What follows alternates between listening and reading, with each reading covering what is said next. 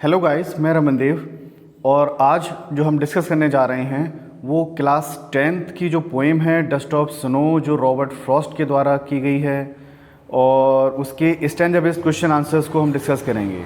अगर हिंदी एक्सप्लेनेशन की बात करें इस पोएम की तो I have already discussed in my previous lectures, you can see my playlist.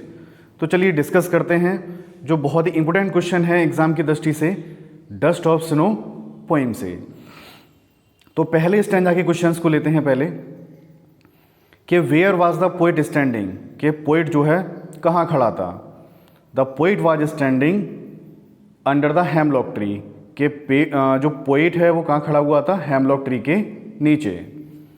Second question है who was sitting on the tree, कि पेड़ पर कौन बैठा हुआ था। The crow was sitting on the tree, कि पेड़ पर कौवा बैठा हुआ था।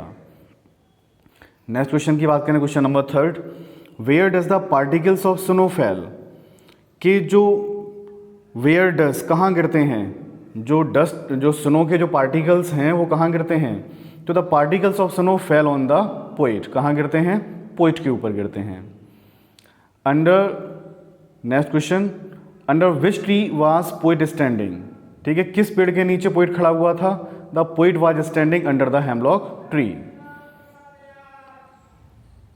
नेक्स्ट क्वेश्चन की बात करते हैं।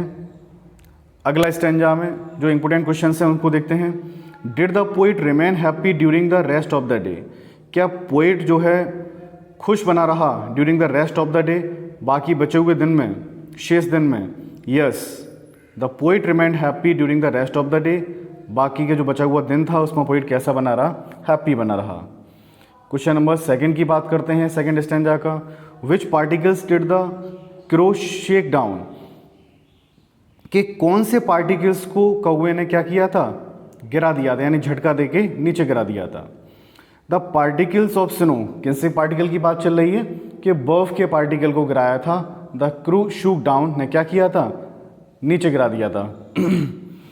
By whom the poet dust of snow is composed bye, किसके द्वारा poem dust of snow compose की गई है।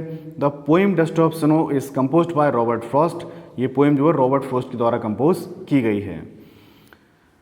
और जो सेकंड स्टैंजा है उसमें दिया है कि हियर आई स्टैंड फॉर, जहाँ पर पोइट जो है आई यूज़ कर रहा है, उस आई का मतलब क्या है, ट्री है या क्रो है या पोइट है या स्नो है। तो करेक्ट आंसर क्या है, आई का मतलब यहाँ पे पोइट से है। और जितने भी इसके पोएम हैं तो पोएम के आपको नाम पता होना चाहिए, ठीक है, और उसके पोइट को भी पता होना चाहिए, ये चीज़ आपको कंठस्थ होनी चाहिए। और ये कैसे होगा कि जब आप उसकी हिंदी एक्सप्लेनेशन देखेंगे और जितनी बेहतरीन तरीके से आप उसकी हिंदी एक्सप्लेनेशन को समझ लेंगे तो क्वेश्चन आंसर्स तो आप क्या कर सकते हैं, अपनी तरफ से बना भी सकते हैं, आपको रटने की ज़रूरत नहीं पड़ेगी। आई होप आपको ये क्वेश्चन समझ में आए होंगे, बेहद आसान क्वेश्चन थे, ठीक है। अब अगले क्वेश्चंस, अगली पोएम के क्वेश्चंस को डिस्कस करेंगे हम नेक्स्ट लेक्चर में। तो thank you very much guys.